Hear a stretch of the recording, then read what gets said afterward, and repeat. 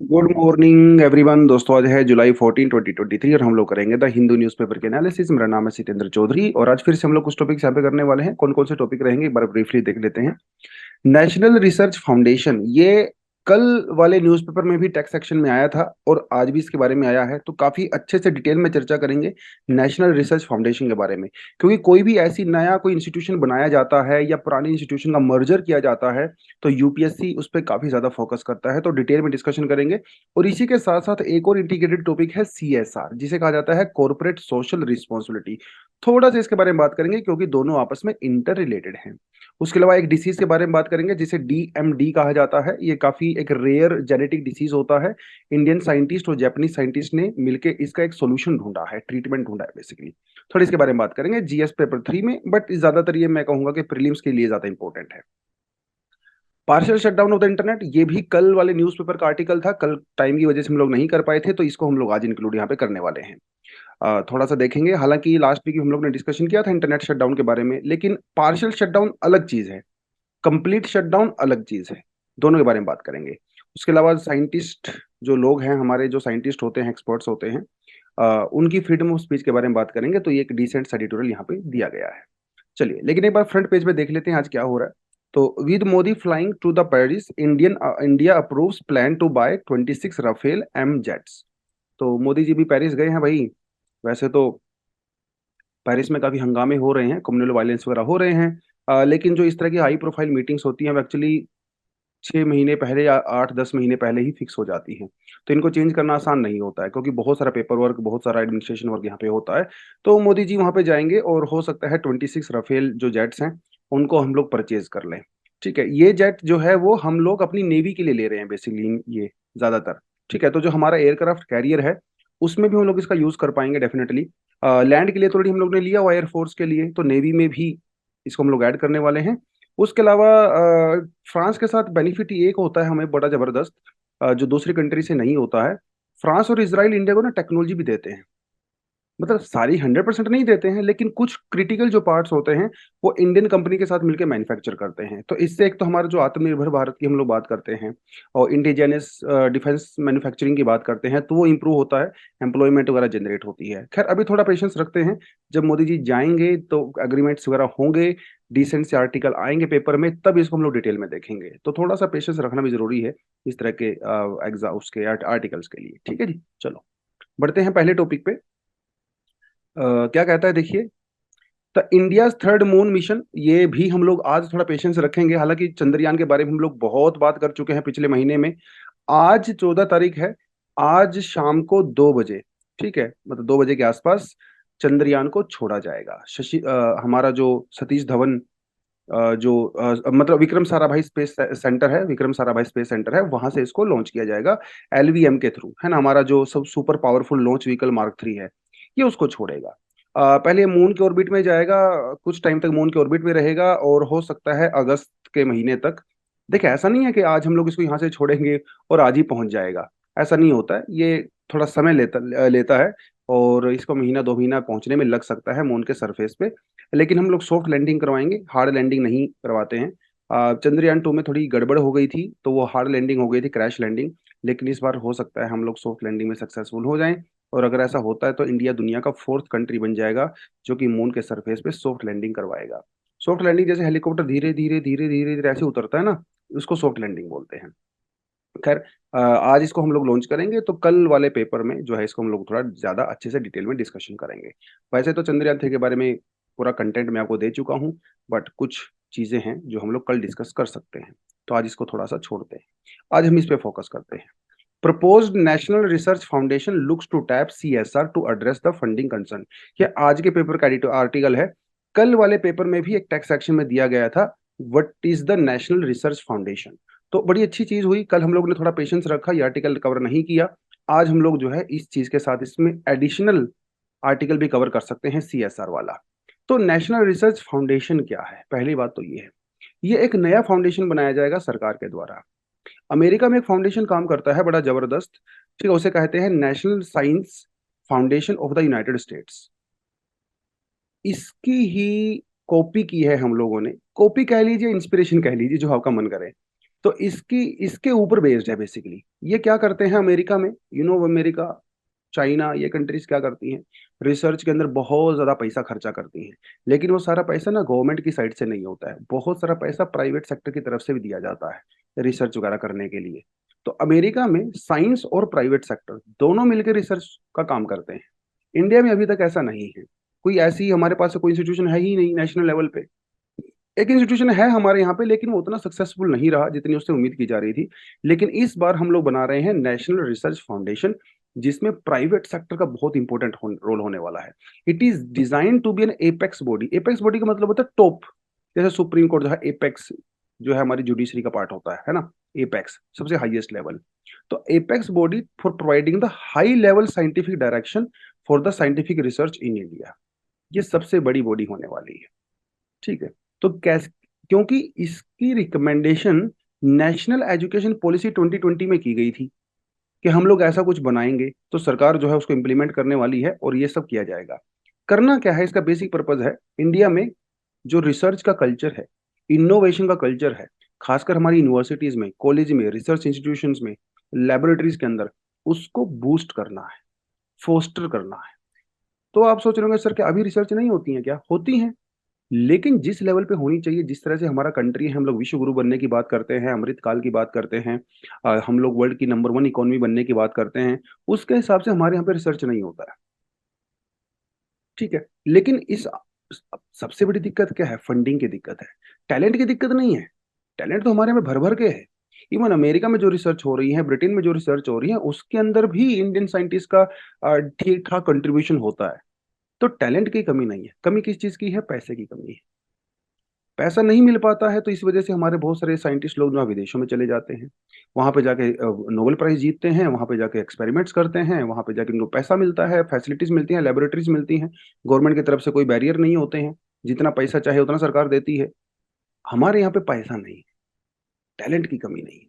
तो पैसा कहाँ से आएगा? 50,000 करोड़ रुपीज जो है सरकार कह रही है कि अगले 5 सालों में हम लोग खर्चा करेंगे, 2023 से 28 के बीच में, जिसमें से 36,000 जो करोड़ रुपया आएगा, वो आएगा इंडस्ट्री से।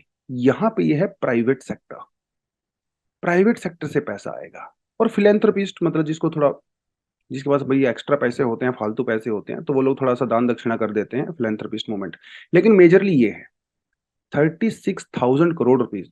बाकी 14,000 जो है वो स्टेट की तरफ से आता है, लेकिन ये ज्यादा मेन इंपॉर्टेंट है 36,000। अब सोचने की बात यह है कि भाई, अब ऐसा तो नहीं है कि मोदी जी बोलेंगे हाँ भैया पैसा दे दो, और प्राइवेट सेक्टर वाले बोलेंगे, टाटा बिरला अंबानी के, हाँ सर ले लो हमसे पैसा। ऐसा नहीं होता है। वो सब कुछ एक रूल रेगुलेशन के थ्रू, लॉ एंड ऑर्डर के थ्रू होता है। तो वो लॉ क्या है उसके बारे में हम लोग बात करेंगे। लेकिन जो एनआरएफ बनाया जाएगा, इसकी कॉम्पोजिशन क्या होगी?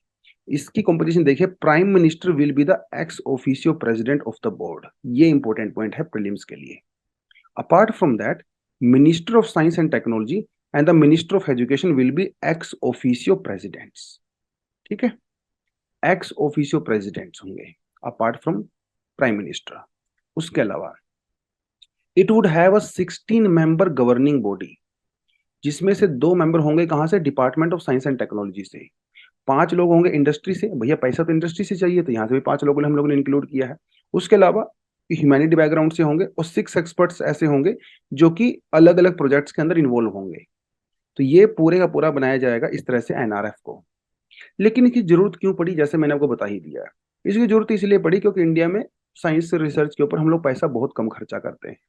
इंडिया में देखिए 2008 में जो साइंस के खर्चा हो रहा था हमारे टोटल जीडीपी का, दैट वाज 0.84%। अभी कितना है? 0.69%। तो कम ही हो रहा है, बढ़ नहीं रहा है, कम हो रहा है। जबकि अगर आप अमेरिका में देखें, चाइना में देखें, ब्रिटेन में देखें, इसराइल इसराइल में तो 4% प्लस है साइंस पे खर्चा करते हैं वो लोग। अमेरिका में भी 2.5% है, चाइना में भी 2.21 के आसपास है, और हमारे यहाँ पे 1% से भी कम है। तो आप कैसे उम्मीद करते हो कि हमारे यहाँ पे इंडिजिनस टेक्नोलॉजी डेवलप होंगी, जब आप यहाँ पे पैसा ही नहीं खर्चा कर रहे हो? ये समस्या हमारे यहाँ पे है। बहुत ही कम पेटेंट इंडिया की तरफ से आते हैं। चाइना, अमेरिका से, इवन छोटी छोटी कंट्री, इसराइल, छोटी छोटी कंट्री है यूरोप की, वो मिलियंस ऑफ पेटेंट्स हर साल रजिस्टर करवाती हैं। इंडिया में कुछ हजारों की संख्या में। और इंडिया में जो पेटेंट हो रहे हैं वो भी इंडियंस के द्वारा नहीं हो रहे हैं, एनआरआईज के द्वारा हो रहे हैं। जो कि विदेशी यूनिवर्सिटीज में पढ़ रहे हैं, वहां से रिसर्च कर रहे हैं। ये हमारे यहाँ पे समस्या है। Funding opportunities are often limited to establish institution also. हमारे यहाँ पे गिनी चुनी आईआईटीज हैं, उनको ही पैसा मिलता है और थोड़ा बहुत रिसर्च वहीं से आता है। बाकी कॉलेज यूनिवर्सिटी में ना तो रिसर्च होती, ना वहाँ पे फंडिंग होती। ये समस्या हमारे यहाँ पे रहती है।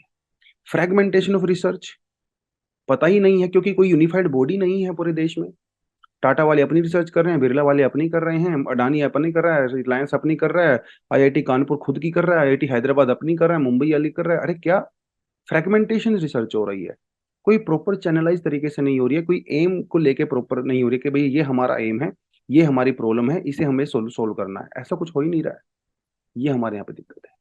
अपार्ट फ्रॉम दैट 56% जो खर्चा हमारे यहाँ पे हो रहा है वो गवर्नमेंट की साइड से हो रहा है। सिर्फ 35% खर्चा वो प्राइवेट सेक्टर की तरफ से हो रहा है। और ये भी जो खर्चा हो रहा है ना, वो ओवरऑल सोसाइटी के वेलफेयर के लिए नहीं हो रहा है, वो कंपनीज खुद की वेलफेयर के लिए रिसर्च करती है थोड़ा बहुत।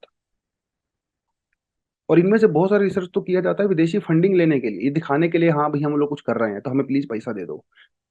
ये समस्या है। और गवर्नमेंट फंडिंग का आपको पता ही है हमारे यहाँ पे क्या हाल होता है सरकारी फंडिंग का। एक एक रुपए निकालना सरकारी फंडिंग से बड़ा मुश्किल हो जाता है। 50 रुपए निकालने के लिए आपको दो दो चार चार चार महीने के लिए एप्लीकेशन डालनी पड़ती हैं। अगर आप में से कोई गवर्नमेंट में जॉब्स में काम करता होगा, आपके पेरेंट्स काम करते होंगे, उनको पता है अगर घर का पंखा भी चेंज करवाना है तो उसके लिए भी आपको 2 महीने पहले एप्लीकेशन देनी पड़ती है। सरकारी में ये हाल है। तो ये फंडिंग 56% दिख रही है आपको, लेकिन हालत बहुत खराब है। उसके अलावा हमारे यहाँ पे ज्यादातर फोकस कहाँ होता है? साइंस पे फोकस होता है, इंजीनियरिंग पे फोकस होता है। लेकिन सोशल साइंस का क्या, ह्यूमैनिटीज का क्या, यहाँ तो रिसर्च होती ही नहीं। मतलब एक आम आदमी भी ये सोचता है रिसर्च का मतलब है साइंस, रिसर्च का मतलब है मैथ्स, रिसर्च का मतलब है टेक्नोलॉजी, रिसर्च का मतलब है इंजीनियरिंग। अरे भाई ह्यूमैनिटीज और सोशल साइंस में भी रिसर्च होती है। वहां तो हमारे कंट्री में है ही नहीं पॉवर्टी। ये तो सोशल साइंस का सब्जेक्ट है, इसमें कितनी रिसर्च होती है पॉवर्टी पे, नहीं हो पाती। Climate change, income distribution, child health, women pro issues, ये सब ह्यूमैनिटीज की तो प्रॉब्लम है, लेकिन यहाँ पे रिसर्च हो ही नहीं पाती। यह समस्या हमारे यहाँ पे है, इसीलिए हमें एनआरएफ की रिक्वायरमेंट थी। तो बहुत इंपॉर्टेंट है हमारे लिए एनआरएफ। इससे डेमोक्रेटाइजेशन होगा साइंस फंडिंग का। तो जो आईआईटीज और आईआईएससीज को छोड़ के भी जो दूसरे कॉलेजेस हैं, छोटी यूनिवर्सिटीज हैं, उनको भी फंडिंग मिलेगा। तो वहां से भी कुछ नए टैलेंट आएंगे, वहां से भी कुछ रिसर्च होगा। यस। और ये सिर्फ नेचुरल साइंस के अंदर ही और इंजीनियरिंग के अंदर ही रिसर्च नहीं होगी, ह्यूमैनिटीज, आर्ट्स, ठीक है, सोशल साइंस, यहाँ पे भी रिसर्च होगी। तो ये बड़ा बेनिफिट होने वाला एनआरएफ का। और इंडस्ट्री की इन्वॉल्वमेंट को और ज्यादा एनहेंस करेगा। प्राइवेट सेक्टर की हम लोग बात कर रहे हैं यहाँ पे, ठीक है, इंडस्ट्री मतलब यहाँ पे प्राइवेट सेक्टर। उसके अलावा एजुकेशन रिसर्च को आपस में कोलैबोरेट करेगा। अभी यूजुअली लोग क्या क्या सोचते हैं कि जो रिसर्च होती है वो सेपरेट है, वो लोग साइंटिस्ट होते होंगे, लेबोरेटरी में दिन भर काम करते होंगे, उनको दूसरी चीजों से कोई मतलब नहीं है, लोग ऐसा सोचते हैं। बल्कि ऐसा है नहीं। एजुकेशन और रिसर्च दोनों एक साथ साथ चलती हैं। तो इसको कंबाइन करेगा एनआरएफ, राइट। और उसके अलावा इंडिया की जो साइंटिफिक इन्वेस्टमेंट है वो वहाँ पे ओवरऑल इंक्रीज होगी।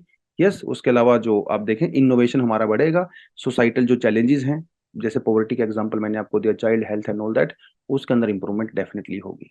लेकिन ये सब इतना आसान तो होने वाला नहीं, चैलेंज तो बहुत सारे आएंगे। सबसे पहली बात तो इक्विटेबल फंडिंग ऑफ डिस्ट्रीब्यूशन। फिर से वही समस्या ना आ जाए कि सारी फंडिंग आईआईटीज को जा रही है। ये बड़ी समस्या है हमारे यहाँ पे। वो लोग अपना, उनको लग रहा है 50,000 करोड़ नजर आएंगे, अपना जुगाड़ लगा रहे हैं, राइट। सरकार भी डिस्क्रिमिनेशन कई बार करती है, क्योंकि अगर ये भी चीजें देखें ना, आईआईटीज के पास ही जो है कुछ ट्रेंड वेल प्रोफेशनल एक्सपर्ट्स भी हैं, रिसर्चर्स भी हैं। तो उनको सरकार ज्यादा फंडिंग देने की कोशिश करेगी कि आप बेटर रिसर्च करिए। जो हमारी लोकल यूनिवर्सिटीज, लोकल छोटे छोटे कॉलेज होते हैं, यहाँ पे तो फैसिलिटीज ही नहीं है और ट्रेंड स्टाफ नहीं है, वैसे एक्सपर्ट्स भी नहीं है हमारे यहाँ पे। तो फिर से वही समस्या आ सकती है, इसका चांस है। तो हमारे जो इंटरेस्ट हैं, नीड्स हैं, फंडिंग है, इन सब के बीच में बैलेंस बनाना बहुत जरूरी है। और प्राइवेट सेक्टर अगर फंडिंग कर रहा है तो वो क्या सिर्फ अपने कमर्शियल इंटरेस्ट के लिए कर रहा है, या तो ओवरऑल पब्लिक गुड के लिए कर रहा है, साइंटिफिक डिस्कवरी के लिए कर रहा है? ये भी तो बड़ी चीज है ना। अब टाटा वाले हो सकता है किसी ऐसी रिसर्च के अंदर पैसा लगाए जिससे उनको बेनिफिट हो रहा हो, खुद सोसाइटी को बेनिफिट ना हो रहा हो, ऐसा हो सकता है। तो ये भी बड़ा देखने वाली चीज है, तो भी बड़ा इंपॉर्टेंट चैलेंज यहाँ पे रहने वाला है, ठीक है। उसके अलावा जो हमारे पास existing science and engineering research board है, क्योंकि इसको तो खत्म कर दिया जाएगा, ये मर्ज कर दिया जाएगा एनआरएफ के साथ। ये भी बड़ा चैलेंज है, बड़ा पुराना इंस्टीट्यूशन है ये और बड़ा जाना माना इंस्टीट्यूशन है साइंस इंजीनियरिंग रिसर्च बोर्ड। हालांकि इतना सक्सेसफुल नहीं हो पाया, बट स्टिल एक एग्जिस्टिंग इंस्टीट्यूशन को खत्म करके एक नई इंस्टीट्यूशन के अंदर मर्ज करना, इट्स अ बिग चैलेंज। तो थोड़ा सा इसके लिए मैंने आपको कंटेंट दिया हुआ है साइंस एंड रिसर्च बोर्ड के लिए, थोड़ा आप इसको पढ़ सकते हो। ये एक स्टैट्यूटरी बॉडी है और 2008 में हम लोगों ने एक कानून पास किया था, फाइनली 2009 के अंदर हम लोगों ने इसको बनाया था। तो ये स्टैट्यूटरी बॉडी है, ठीक है। It is chaired by the secretary of the government of India in department of science and technology. Prelims के लिए एक एक्स्ट्रा कंटेंट आपको यहाँ पे मिल गया है।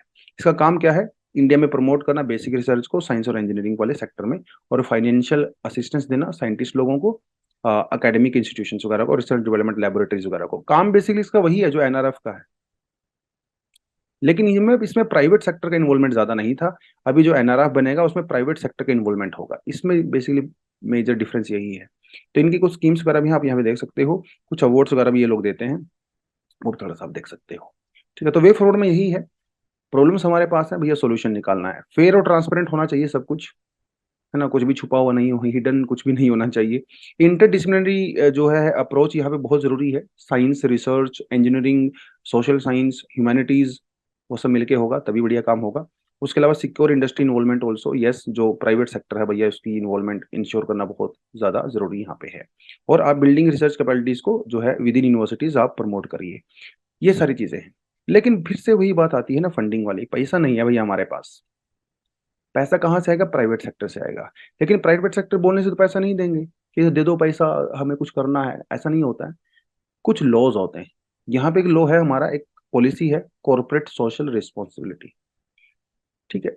सरकार कह रही है कि ये जो पैसा आएगा इंडस्ट्री से, हम लोग कॉर्पोरेट सोशल रिस्पॉन्सिबिलिटी के अंदर उसको इंक्लूड करेंगे, जिससे वो पैसा देंगे। ये है क्या? हल्का सा आपको आइडिया दे देता हूँ, हालांकि बहुत पुराना टॉपिक है ये, हम इसको कई बार कर चुके हैं।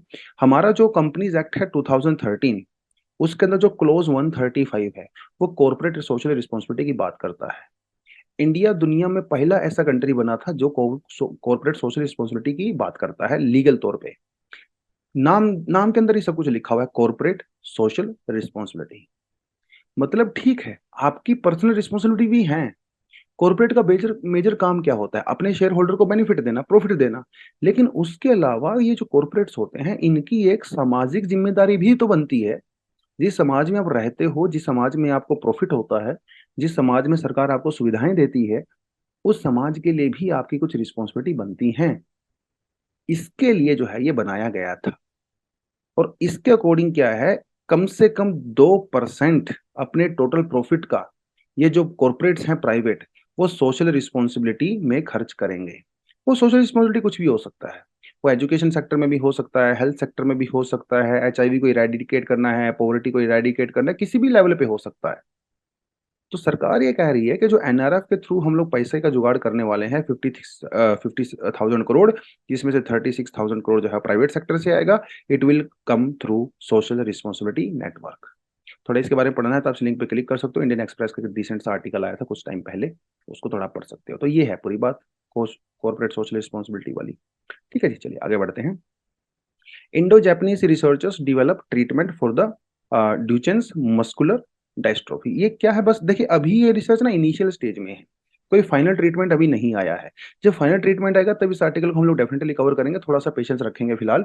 लेकिन अभी सिर्फ इंट्रोडक्शन के तौर पे बता देता हूँ ये डिसीज है क्या। ये एक बहुत ही रेयर जेनेटिक डिसीज है। तो ये कोई कम्युनिकेबल डिसीज नहीं है। ये जब बच्चा पैदा होता है तो उसकी बॉडी में ऑलरेडी होता है, जेनेटिकली होता है, और कई बार पेरेंट्स से बच्चों में भी ट्रांसफर हो जाता है कई बार। लेकिन मोस्टली ये बच्चे का जो जेनेटिक जो मेकअप होता है उसके अंदर ही कुछ चेंजेस होते हैं, ठीक है। इसे कहते हैं ड्यूचेन्स मस्कुलर डायस्ट्रोफी। होता क्या है? देखिए, हमारे जो मसल्स होते हैं ल्यूब्रिकेंट्स की रिक्वायरमेंट होती है। जब हम लोग काम करते हैं तो हमारे मसल थक जाते हैं, टूट जाते हैं।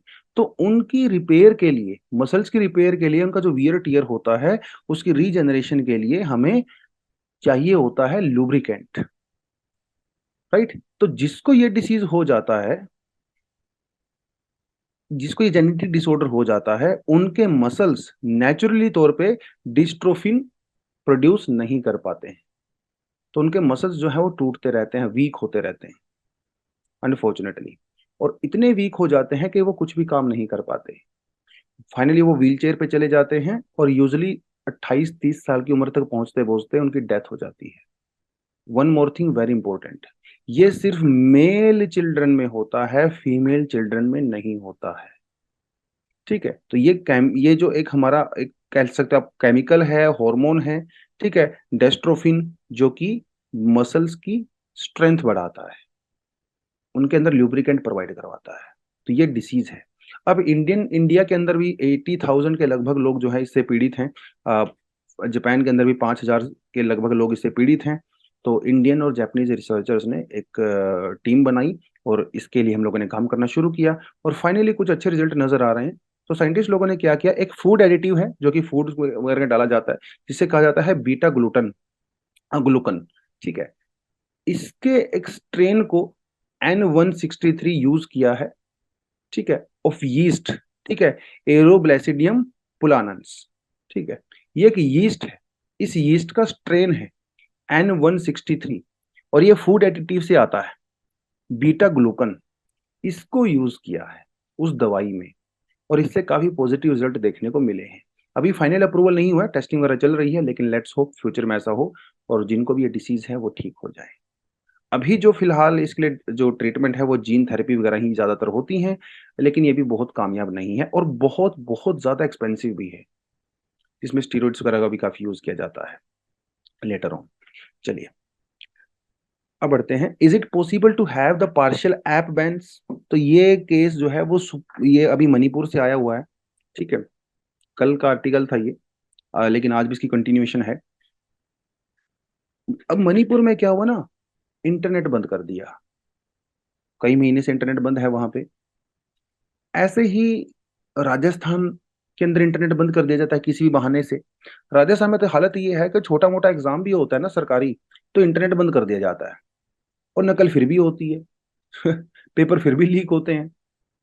जम्मू एंड कश्मीर में कितने फ्रिक्वेंटली इंटरनेट जो है शट डाउन होते हैं। जब फार्म प्रोटेस्ट हुआ तो कितनी जगह पे जो है इंटरनेट को शट डाउन कर दिया गया था। तो इंटरनेट शटडाउन के लिए इंडिया पूरी दुनिया में बदनाम है। अगर आप इंसिडेंट्स को देखें इंटरनेट शटडाउन के, आप यहाँ पे देख सकते हो 109 इंसिडेंट हुए इंडिया में 2021 में इंटरनेट शटडाउन के। नंबर 1 पे हैं, जो दूसरे नंबर पे है Yemen, only 6 time internet shutdown हुआ है। पाकिस्तान जैसी कंट्री में सिर्फ 2 बार इंटरनेट शटडाउन हुआ है यार। इंडिया तो बहुत ही ज्यादा तरक्की यहाँ पे कर रहा है। तो लेकिन अब सवाल ये उठता है कि साहब कितनी सारी इकोनॉमिक एक्टिविटीज होती हैं जो इंटरनेट पे बेस्ड हैं। आजकल तो डिजिटल इंडिया की बात करते हैं, यूपीआई पेमेंट्स, उबर, ओला, फूड हैबिट्स, ई कॉमर्स। तो जब इंटरनेट शटडाउन होता है तो इकोनॉमी बिल्कुल बिल्कुल ठप हो जाती है। और इंटरनेट शटडाउन किया क्यों जाता है, उसके पीछे रीजन क्या होता है? उसके पीछे रीजन यही दिया जाता है सरकार के द्वारा कि इससे लॉ एंड ऑर्डर मेंटेन होता है, जो फेक न्यूज होती है, जो मिस इन्फॉर्मेशन होती है वो नहीं फैलती है समाज में। यही तो होता है ना। और वो फैलता कैसे है? वो तो व्हाट्सएप से फैलता है ना, इंस्टाग्राम से फैलता है ना, फेसबुक से फैलता है, जो मैसेजिंग एप्स होती हैं उनसे फैलता है। जो नॉर्मल वेबसाइट है, अब amazon है, फ्लिपकार्ट है, क्या इससे भी फेक न्यूज फैलती है? नहीं फैलती। तो भैया आप क्या करिए, आप सिलेक्टिव एप्स को बैन कर दीजिए, पूरे इंटरनेट को शटडाउन मत करिए। ये एक प्रपोजल दिया गया था अभी ट्राई के द्वारा कि जैसे व्हाट्सएप वगैरह जो मैसेजिंग ऐप है उनको बंद करेंगे हम लोग, सारे इंटरनेट को बंद नहीं करेंगे। ऐसा ही एक प्रपोजल 2015-18 में भी आया था, जिसमें ट्राई ने यही कहा था कि भाई मतलब जो जो जो एयरटेल वगैरह जो कंपनीज हैं उन्होंने कहा था कि आप व्हाट्सएप वगैरह को बंद कर दीजिए। मतलब आप ये समझ लीजिए जैसे आप नॉर्मल फोन से कॉल करते हो, ठीक है, आप व्हाट्सएप से भी तो कॉल करते हो। तो एयरटेल वालों का ये कहना है कि भैया क्योंकि लोग आजकल व्हाट्सएप पे कॉल कर रहे हैं तो हमारे का तो नेटवर्क को यूज ही नहीं कर रहा है, हमें तो रिवेन्यू लॉस हो रहा है। तो लेकिन व्हाट्सएप के ऊपर रेगुलेशन तो है नहीं, जिस तरह से एयरटेल के ऊपर रेगुलेशन है। तो एयरटेल ने यह कहा कि या तो आप इनकी ये सर्विस बंद कर दीजिए, या फिर इनके ऊपर एक्स्ट्रा चार्ज लगाइए, या फिर इनको पूरी तरह से रेगुलेट करिए। उस समय पे ये डिस्कशन काफी ज्यादा हुई थी नेट न्यूट्रलिटी के आसपास। फिर सरकार ने कहा कि नहीं नहीं, ठीक है, हम ऐसा नहीं करेंगे। क्योंकि भाई व्हाट्सएप लोग कैसे यूज कर रहे हैं, एयरटेल का रिचार्ज करवा के तभी तो व्हाट्सएप यूज कर रहे हैं ना। तो एयरटेल का थोड़ी पैसा मिल रहा है जो व्हाट्सएप के साथ थ्रू कॉलिंग हो रही है। तो इनका ये कहना है सरकार का, जब एक बार किसी आदमी ने इंटरनेट के लिए पैसा पे कर दिया है, अब वो अपने डेटा को जहां मर्जी यूज करे, हम उसमें डिस्क्रिमिनेशन नहीं करेंगे। तो नेट न्यूट्रलिटी जो है सरकार ने मेंटेन की। हम लोगों ने उस समय कभी मूवमेंट चलाई थी इसके बारे में, नेट न्यूट्रलिटी के बारे में। लेकिन अब से फिर, उस समय तो बात कुछ और थी, पैसे की बात थी। इस बार बात जो है सेफ्टी की है, सर्विलियंस की है, लॉ एंड ऑर्डर की है। तो क्या पार्सल बैन किया जा सकता है? तो ट्राई कैसे मूव करेगा? तो ट्राई ने यही कहा है कि यार जो व्हाट्सएप वगैरह हैं या इस तरह की जो मैसेजिंग एप्स वगैरह हैं, वो सरकार के साथ मिलकर काम करें, हमारे साथ कोऑपरेट करें, और इस तरह की जो चीजें होंगी उसमें कुछ ना कुछ करें। लेकिन फिर सवाल उठता है कि क्या ये पॉसिबल है टेक्निकली? देखिए, टेक्निकली पॉसिबल है भी और नहीं भी। क्योंकि जब सरकार इंटरनेट बंद कर देती है या किसी वेबसाइट को बंद कर देती है, फिर भी लोग उस वेबसाइट को तो एक्सेस कर लेते हैं ना, वीपीएन के थ्रू। वीपीएन क्या करता है? वीपीएन आपके नेटवर्क को किसी दूसरी कंट्री में बाईपास कर देता है। आप उस वेबसाइट को आराम से ओपन कर सकते हो। जैसे पोर्न साइट्स की आप बात करें, या और जो कई सारी ऐसी वेबसाइट होती हैं जिनको सरकार ने बैन तो किया होता है, लेकिन लोग वीपीएन नेटवर्क के थ्रू या फिर प्रोक्सी नेटवर्क्स के थ्रू उनको एक्सेस कर लेते हैं। लेकिन क्या इफेक्टिव होगा ये बैन, ये अपने आप में सोचने वाली बात है। व्हाट्सएप भी लोग यूज कर लेंगे प्रोक्सी से, वीपीएन से। जो भी इंस्टाग्राम वगैरह जो भी आप बैन करोगे, सब एक्सेस हो जाता है। तो टेक्निकली ये पॉसिबल नहीं है। क्योंकि राइट, और इंटरनेट आपका राइट टू प्राइवेसी भी तो है यार। आर्टिकल 21 हमारा फंडामेंटल राइट है। सरकार की तो जिम्मेदारी है फंडामेंटल राइट को प्रोटेक्ट करना। और सरकार खुद कह रही है कि हम लोग इसका वायलेशन करेंगे बैन करके। तो ये अपने आप में ही एक कॉन्स्टिट्यूशनल वैल्यूज के अगेंस्ट में जाता है। तो ये थोड़ा सा आपको आइडिया होना चाहिए। ये कंटेंट आपको मैं पहले ही दे चुका हूँ। ठीक है, हमारा आईटी एक्ट है, सेक्शन 144 है। और हमारा जो टेलीग्राफ एक्ट है, ये 3 एक्ट हमारे यहाँ पे ऐसे हैं जो कि इंटरनेट शटडाउन करने की पावर सरकार को देते हैं, है ना। आर्गुमेंट अगेंस्ट और आर्गुमेंट फेवर में ये आप यहाँ पे बहुत बार डिस्कशन कर चुके हैं, कोई नई चीज नहीं है। $1.3 बिलियन का इंडिया को लॉस हुआ लास्ट ईयर इंटरनेट बंद करने से। बहुत बड़ी बात है यार, अपने जैसे देश में जहाँ पे इतनी पर कैपिटा का इनकम इतनी कम है, पॉवर्टी इतनी एक्सटेंसिव लेवल पे जाके है ना। ह्यूमन राइट वायलेशन होता है तो ऑफ कोर्स, क्योंकि फंडामेंटल वायलेशन है तो ह्यूमन राइट वायलेशन अपने आप ही हो गया। तो ये सब नहीं होना चाहिए। ठीक है, सोशल कॉस्ट भी बहुत ज्यादा है। हेल्थ केयर फैसिलिटीज, एजुकेशन में आप चले जाइए, पब्लिक सर्विसेज में चले जाइए, सब बंद हो जाता है यार, है ना। इंटरनेट बंद हो जाता है तो हॉस्पिटल में सर्विसेज बंद हो जाती हैं। कितनी सारी चीजें इम्पैक्ट यहाँ पे होती हैं, राइट। तो इंटरनेट शटडाउन नहीं होना चाहिए, मोस्टली लोगों का यही मानना है। हाँ ठीक है, कई बार आप हेट स्पीच वगैरह फेक न्यूज करने के लिए कर सकते हो, पब्लिक स्टेबिलिटी के लिए और डिस्ट्रप्शन वगैरह को रोकने के लिए आप कर सकते हो। ये बेसिकली गवर्नमेंट का आर्गुमेंट भी होता है। ठीक है, लेकिन जब इंटरनेट नहीं था तो क्या उस समय फेक न्यूज नहीं होती थी? उस समय भी होती थी। जब इंटरनेट नहीं थे तो क्या प्रोटेस्ट नहीं होते थे? उस समय भी होते थे। तो लेकिन क्या सिर्फ इंटरनेट ही हर चीज का जड़ का समस्याएं हैं? ये भी तो बड़ी बात है ना। इंटरनेट हर चीज की समस्या का जड़ नहीं हो सकता। ठीक है, और इंटरनेट हर चीज का सॉल्यूशन भी नहीं हो सकता। तो और हमारे एडमिनिस्ट्रेशन को इस बात को सोचना पड़ेगा कि इंटरनेट एक रियलिटी है, ये हमारे समाज में बहुत बेनिफिट देती है, इसका हम लोग मैक्सिमम यूटिलाइज कैसे करें, तो वो एक बड़ी चीज है। ठीक है, चलो। Scientist need the oxygen of the free speech. ये मामला बनता है कहाँ का भला? इंडिया का ही मामला बनता है। और देखिए, अभी हुआ क्या, Indian institute of science, IISc, ठीक है, और Indian institute of science education and research, Mohali, यहाँ के 500 साइंटिस्ट ने एक लेटर लिखा। ठीक है, और ये लोग क्या करने वाले थे, यूएपीए के ऊपर डिस्कशन करने वाले थे, है ना, अनलॉफुल एक्टिविटीज प्रिवेंशन एक्ट। इनकी यूनिवर्सिटीज ने इनको नोटिस भेज दिया और इनको ये कहा कि भाई आप इस तरह की एक्टिविटी के अंदर पार्टिसिपेट नहीं कर सकते। ठीक है, कॉलेज वालों ने इनको भेजा कि आप नहीं कर सकते। अब सवाल यह है क्यों नहीं कर सकते? क्या एक साइंटिस्ट एक सिटीजन नहीं होता क्या? क्या एक साइंटिस्ट की सोशल रिस्पॉन्सिबिलिटी नहीं होती क्या? क्या वो इन चीजों पर डिस्कशन नहीं कर सकता क्या? क्या एक साइंटिस्ट समाज के लिए के लिए अकाउंटेबल नहीं होता क्या? होता है ना। तो वो भी तो इन चीजों पर डिस्कशन कर सकता है। और किसी चीज पे डिस्कशन करने का मतलब ये तो नहीं कि आप उसको फेवर ही कर रहे हो या अगेंस्ट कर रहे हो। अरे जब किसी चीज पे डिबेट करेंगे, डिस्कशन करेंगे, तभी तो प्रॉब्लम सामने आएंगी, तभी तो सोल्यूशन निकलेगा। लेकिन आप तो डिबेट करने से ही रोक रहे हो। तो प्रॉब्लम प्रॉब्लम बनी रहती है, सोल्यूशन नजर नहीं आता है। ये भी तो बड़ी समस्या है ना। अब इनका यह कहना है कि यह सब नहीं होना चाहिए था। Scientific research in institutes are a part of the broader society, right. भाई पैसा कहाँ से मिल रहा है इनको? पब्लिक ही तो दे रही है ना। तो क्या पब्लिक के लिए इनकी रिस्पॉन्सिबिलिटी नहीं बनती है? ऑफ कोर्स बनती है। और साइंटिस्ट लोगों का भी वही कॉन्स्टिट्यूशनल राइट होते हैं जो आम आदमी के होते हैं, राइट। तो ये पब्लिक, क्योंकि पब्लिक तो सपोर्ट करते हैं इन इंस्टीट्यूशंस को, पब्लिक के लिए तो दे हैव एडेड रिस्पॉन्सिबिलिटी। तो जो चीज उनको फंडिंग दे रही है, जिन चीजों से उनका घर चल रहा है, उनको सैलरी मिल रही है, उनके लिए एक उनकी रिस्पॉन्सिबिलिटी बनती है। And they can freely express themselves on the matter of the public interest. तो अब ये कहोगे अरे सिर्फ स्टूडेंट को तो पढ़ाई करनी चाहिए, सिर्फ एक टीचर को पढ़ाना चाहिए, एक बिजनेसमैन को सिर्फ बिजनेस करना चाहिए, एक किसान को सिर्फ खेती करनी चाहिए, एक साइंटिस्ट को सिर्फ रिसर्च करनी चाहिए। भैया ये क्या बात हुई? ऐसा तो नहीं होना चाहिए, और ऐसा होता भी नहीं है समाज में।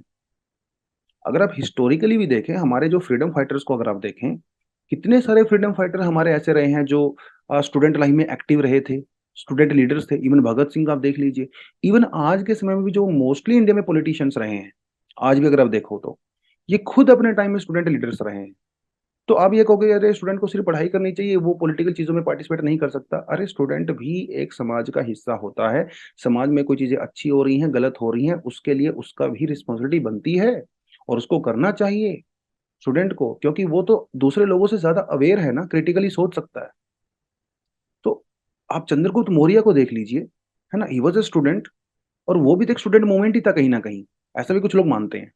तो ये सिर्फ चीज कहनी कि भाई आप स्टूडेंट हो, स्टूडेंट का तरह काम करिए, आप साइंटिस्ट हो सिर्फ रिसर्च करिए, ये ठीक नहीं है। एक साइंस के मल्टीपल लिंक्स होते हैं। साइंटिफिक रिसर्च का सिर्फ साइंटिफिक रिसर्च से लेना देना नहीं होता, उसका समाज से भी लेना देना होता है। जैसे एग्जाम्पल के तौर पे अब बात करें क्लाइमेट चेंज की। ठीक है, क्लाइमेट चेंज की आप बात कर रहे हो। क्लाइमेट चेंज एक रिसर्च का टॉपिक है, लेकिन क्या ये सिर्फ और सिर्फ रिसर्च का टॉपिक है? क्या इससे समाज नहीं जुड़ा हुआ है? 100% जुड़ा हुआ है। क्लाइमेट चेंज एक जियो पॉलिटिकल इशू भी है। क्लाइमेट चेंज एक कॉलोनियलिज्म का इशू भी है। क्लाइमेट चेंज एक हिस्टोरिकल रिस्पॉन्सिबिलिटी का टॉपिक भी है। क्लाइमेट चेंज इनइक्वालिटी और इनजस्टिस का टॉपिक भी है। तो आप सिर्फ ये क्या आप ये कह सकते हो कि सिर्फ क्लाइमेट चेंज में आप रिसर्च करिए, बाकी चीजें छोड़ दीजिए? जब तक एक साइंटिस्ट इन चीजों के बारे में नहीं सोचेगा तो वो क्लाइमेट चेंज में रिसर्च कर ही नहीं पाएगा। तो साइंटिफिक रिसर्च सामाजिक चीजों से जुड़ी हुई है। जैसे आप एनर्जी पॉलिसीज को देख लीजिए। कोई रिसर्च करता है अगर एनर्जी पॉलिसीज में, तो क्या वो एनवायरमेंटल कंसर्न नहीं है? 110% है। क्या वो एनर्जी डिस्ट्रीब्यूशन के बारे में बात नहीं हो रही है? 100% हो रही है। ये सब तो सोशल इश्यूज हैं, साइंटिफिक रिसर्च इशू वाले नहीं है। तो साइंटिफिक रिसर्च जुड़ा हुआ है सोशल इश्यूज के साथ भी। आप आर्टिफिशियल इंटेलिजेंस की बात करते हो, तो क्या ये सिर्फ साइंस का मुद्दा है? भैया ये तो एथिक्स का मुद्दा भी है ना। क्वांटम फिजिक्स का बात करते हो, सरकार क्वांटम फिजिक्स में इतनी फंडिंग कर रही है, क्यों कर रही है? क्योंकि सरकार को ऐसा लगता है कि आने वाले समय में ये जो क्वांटम फिजिक्स है, ये हमारे सोशल प्रोग्रेस में हेल्प करेगी। तो मतलब साइंस और समाज जुड़ा हुआ है आपस में, राइट। तो ये चीजें हैं। लेकिन ऐसा भी नहीं है कि साइंस हमेशा, साइंटिफिक जो रिसर्च होते हैं हमेशा पॉजिटिव चीजें ही करती है, ऐसा भी तो नहीं है। उनका मिसयूज भी तो हो सकता है। तो उनका सरकार मिसयूज कर सकती है ऑफ कोर्स। तो ये भी साइंटिस्ट लोगों की जिम्मेदारी बनती है कि उसकी रिसर्च का मिसयूज ना हो और उसके लिए लोगों को अवेयर करे। तो पॉलिटिकल डिस्कशंस में, जियो पॉलिटिकल डिस्कशन में, सामाजिक डिस्कशन में अगर साइंटिस्ट लोग आते हैं तो इसमें कोई गलती नहीं है। वो अपनी समाज में एक ब्रोडर रिस्पॉन्सिबिलिटी को बेसिकली जो है वो निभा रहे हैं। खाली आपका काम रिसर्च करना नहीं है, आपका काम और भी है, क्योंकि समाज के लिए भी आपकी एक जिम्मेदारी बनती है, क्योंकि आप उस लेवल पे हो। वही समाज आपको पैसा भी देता है, आपके इंस्टीट्यूट को फंडिंग भी करता है, आपके रिसर्च को फंड भी कर रहा है, तो समाज के लिए आपकी एडेड रिस्पॉन्सिबिलिटी बनती है। और इंडिया में ऐसा नहीं कि एग्जाम्पल नहीं है। मेघना साहा मैथमेटिशियन थे, डीडी कोसाम्बी, अमूल्या रेड्डी, और भी कितने सारे ऐसे साइंटिस्ट रहे हैं जो बहुत पॉलिटिकली एक्टिव रहे हैं। कई ऐसे इंस्टीट्यूशन है इंडिया में, जैसे इंडिया पीपल साइंस नेटवर्क है, science for the social revolution है। ये लोग भी इसी के बारे में बात करते हैं कि साइंटिफिक रिसर्च करिए लेकिन समाज के भले के लिए। तो ये सारी चीजें होती हैं, बट फिर बात घूम फिर के वही आता है कि भाई ऐसा किया क्यों जाता है, ऐसे साइंटिस्ट लोगों को डिस्करेज क्यों किया जाता है पॉलिटिकल चीजों में बात करने में, राइट?